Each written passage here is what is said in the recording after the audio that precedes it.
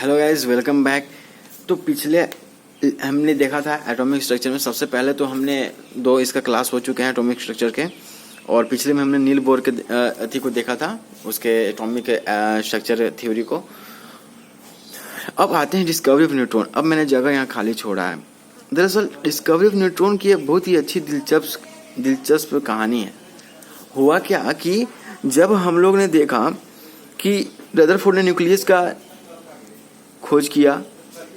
अब खोज से पहले भी न्यूक्लियस था, लेकिन लोगों ने जाना, ठीक है, खोज। तो ये चीज़ था कि न्यूक्लियस का खोज हुआ और उसमें कहा गया कि पॉजिटिव मास पूरी तरह कंसंट्रेटेड है। तो लोगों को लगा कि अब जो पूरी मास है वो न्यूक्लियस के अंदर ही है, ठीक है, पूरी मास जो है वो न्यूक्लियस के अंदर ही है। लेकिन दरअसल केवल हाइड्रोजन को छोड़कर और सभी केस में, हाइड्रोजन को छोड़कर और सभी केस में जो एटॉमिक मास आ रहा था वो न्यूक्लियस वो प्रोटॉन के मास से ज़्यादा था। क्योंकि अब तक तो यही पता था कि न्यूक्लियस में केवल प्रोटॉन होता है, लेकिन हाइड्रोजन को छोड़कर, केवल हाइड्रोजन को छोड़कर और सभी केस में जो एटॉमिक मास था वो ग्रेटर था मास ऑफ प्रोटॉन्स, ठीक है, मास ऑफ प्रोटॉन्स। इसका मतलब न्यूक्लियस में और भी कुछ था, क्योंकि एटॉमिक मास ज़्यादा है मास के प्रोटॉन के मास है, और प्रोटॉन न्यूक्लियस में है। इसका मतलब, और चूंकि इलेक्ट्रॉन का जो मास होता है वो लगभग 0 के बराबर होता है। इलेक्ट्रॉन का मास लगभग कितना होता है? 0 के बराबर। क्यों? क्योंकि इलेक्ट्रॉन का मास लगभग 9.1 × 10⁻31 kg होता है, जो कि बहुत ही कम है। इसका मतलब कुछ तो और है, और न्यूक्लियस में ही है। और प्लस में ये भी देखा गया कि जब हम एटॉमिक मास माइनस प्रोटॉन कर रहे हैं तो जो आ रहा है वो इंटीग्रल वैल्यू ऑफ प्रोटॉन का मास आ रहा है। यानी कि जो नया जो चीज़ है जो न्यूक्लियस के अंदर ही है उसका मास प्रोटॉन के बराबर ही है, और लेकिन उसका चार्ज नहीं है। तो उसको नाम दिया गया न्यूट्रॉन।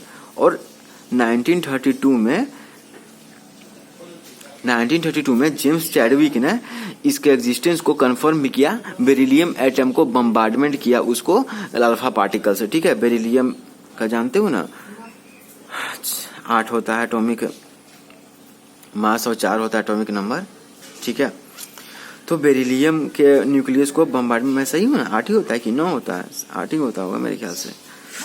तो न्यूक्लियस जो भी हो, अभी बेरिलियम, अभी बाद में मैं आपको बताऊंगा इसके बारे में। बेरिलियम के न्यूक्लियस को जब अल्फा पार्टिकल से बम्बार्डमेंट किया तो वहां पर न्यूट्रॉन के एग्जिस्टेंस को उसने कंफर्म किया, ठीक है। यहाँ तक ठीक है। न्यूट्रॉन का डिस्कवर कैसे हुआ, क्यों हुआ, क्या दिक्कत आ रही थी, इस बारे में हमने इसको बात कर लिया। अब दरअसल आप इसको नोट कर लो, ठीक है। इलेक्ट्रॉन का जो चार्ज होता है, जो इलेक्ट्रॉन का चार्ज और प्रोटॉन का चार्ज सेम होता है। कितना होता है? 1.6 × 10⁻19 कूलम। सिर्फ अंतर यही होता है कि इलेक्ट्रॉन के चार्ज में माइनस हो जाता है, प्रोटॉन के चार्ज में प्लस हो जाता है। और इलेक्ट्रॉन का चार्ज क्या होता है? 9.1 × 10⁻31 kg, और प्रोटॉन का जो मास होता है, मास इलेक्ट्रॉन का 9.1 × 10⁻31 kg। देख लो कितना कम है, ये बहुत ही ज़्यादा कम है, लगभग 0 के बराबर है। और प्रोटॉन का ज़्यादा होता है मास, याद रखना। मत करो। और प्रोटॉन का मास क्या होता है? ज़्यादा होता है इलेक्ट्रॉन से, ठीक है, 1.6 × 10⁻27 kg। और न्यूट्रॉन का मास देखो तो लगभग न्यूट्रॉन के बराबर है। तो इलेक्ट्रॉन का चार्ज और प्रोटॉन का चार्ज बराबर होता है, केवल यहाँ माइनस और प्लस लग जाता है। और प्रोटॉन का मास और न्यूट्रॉन का मास बराबर होता है। अरे समझ में, यहाँ चार्ज बराबर है प्रोटॉन इलेक्ट्रॉन में, और यहाँ प्रोटॉन न्यूट्रॉन में मास बराबर है। और न्यूट्रॉन का मास 0 तो होगा ही पक्का।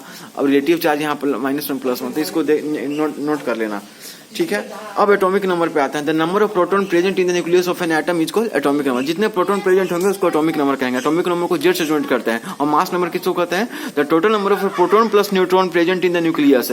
न्यूक्लियस में जितने प्रोटॉन प्लस न्यूट्रॉन प्रेजेंट होंगे उनके सम को क्या कहते हैं? Mass number. मास नंबर को ए से डिनोट करते हैं। जैसे कि हमने लिया क्लोरीन को लिया, ठीक है, क्लोरीन को लिया, तो इसको हटाते हैं। क्लोरीन लिया तो क्लोरीन कितना है? 35, ऐसा 35.5 होता है, बट चलो 17।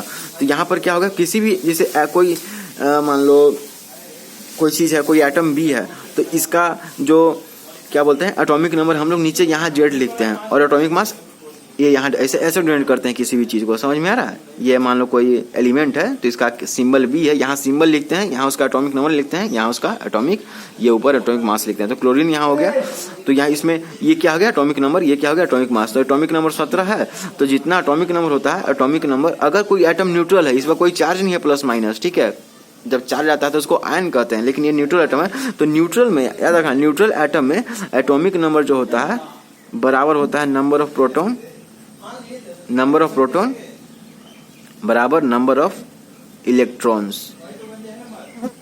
इलेक्ट्रॉन्स, ठीक है। एटॉमिक नंबर ये होता है। एटॉमिक मास तो आप जन्मे करते हो, एटॉमिक मास ये लिखते हैं, एटॉमिक मास बराबर P प्लस N, यानी number of proton plus number of neutron, ये होता है एटॉमिक मास, ठीक है। और कोई चीज प्लस या माइनस हो तो इसका मतलब क्या होता है, जैसे कि मैं यहाँ Cl माइनस लिख दूं, इसका मतलब ये हुआ, इसका मतलब क्या हुआ कि इस पर एक मिनट, आप एक मिनट, आप इसको ऐसे कर सकते हो, जैसे क्लोरीन ने किसी से एक एटम ले लिया, ठीक है, तो ये माइनस हो गया, ठीक है। सोडियम ने किसी को एक एटम दे दिया तो प्लस यहाँ पर इस पर चार्ज आ जाएगा। आ रहा है समझ में। सोडियम ने कोई जब एलिमेंट किसी चीज अपने से इलेक्ट्रॉन को हटाता है तो इसमें पॉजिटिव चार्ज का जो वेट है वो बढ़ जाएगा ना। आ रहा है बात समझ में।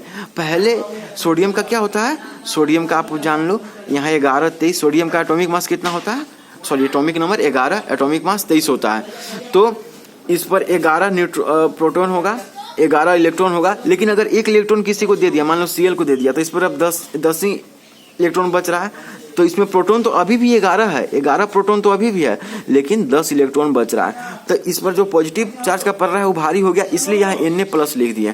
और क्लोरीन में क्या हुआ, क्लोरीन में अगर 17 और 35 है तो क्लोरीन का कितना इलेक्ट्रॉनिक कन्फिगरेशन अभी सिखाऊंगा कैसे होता है इलेक्ट्रॉनिक कन्फिगरेशन, 2 8 7 होता है, ठीक है। तो अगर इसमें से हम लोग ने कहीं से ये जो एक इलेक्ट्रॉन निकला सोडियम का, यहाँ आके क्लोरीन पर लग गया, ठीक है, तो क्या होगा कि इस पर इलेक्ट्रॉन का पर्रा भारी हो जाएगा, क्योंकि अब इलेक्ट्रॉन कितने हो गए, इसमें 18 हो गए। क्लोरीन में क्या हो गया, 18 इलेक्ट्रॉन हो गए, लेकिन अभी भी तो 17 प्रोटॉन ही है, तो यहाँ इलेक्ट्रॉन ज्यादा हो गए, प्रोटॉन कम है अभी भी, एक प्रोटॉन, तो इसलिए एक माइनस चार्ज। जितने समझ में आ रहा है इसे प्लस माइनस कैसे आता है, प्लस तो तब आता है जब प्रोटॉन ज्यादा हो जाए, रिलेटिव नंबर प्रोटॉन ज्यादा हो जाए। नेगेटिव का होता है जब रिलेटिव नंबर ऑफ इलेक्ट्रॉन ज्यादा आ जाए। आ रही बात समझ में। तो ये चीज है।